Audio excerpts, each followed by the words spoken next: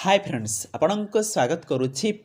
आम YouTube channel smart news जोड़िया को जो छात्र छात्री माने युक्त दुई सेकेंड ईयर पढ़ुंट से गोटे बहुत बड़ अपडेट रही से बोर्ड परीक्षा डेट को नहीं अपडेट रही आपर ऑफिशियल डेट आसी सारी केबे आपर बोर्ड परीक्षा हम आ त्रैमासिक परीक्षा केबे हम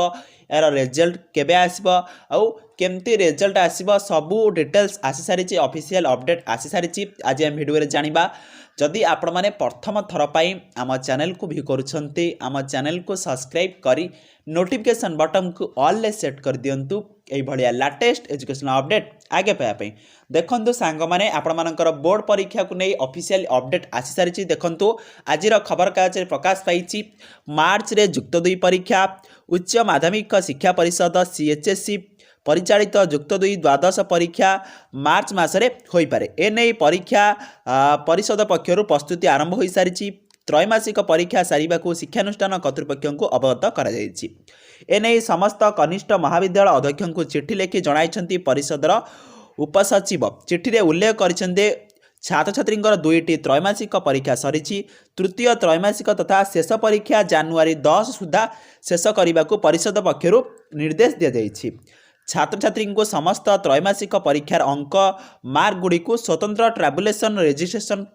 पंजिकार उल्लेख करने को कहुई परिषद पक्षर कहुई जे द्वादश श्रेणीर अधिकांश छात्र छात्री को पंजीकरण नंबर प्रदान कर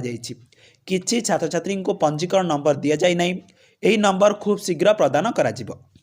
शिक्षानुष्ठान स्तर में प्रस्तुत होता ट्राबुलेशन पंजिकार छात्र छात्री शिक्षानुष्ठान रोल नंबर क्रमिक संख्या सह परिषद पक्षरु दि जाइथिबा पंजीकरण नंबर रहिबो खूब शीघ्र परिषद पक्षरु एक लिंक प्रदान करा जिवो एही लिंक जरिया रे शिक्षानुष्ठान कर्तृपक्ष त्रैमासिक परीक्षार मार्क दाखल करिवे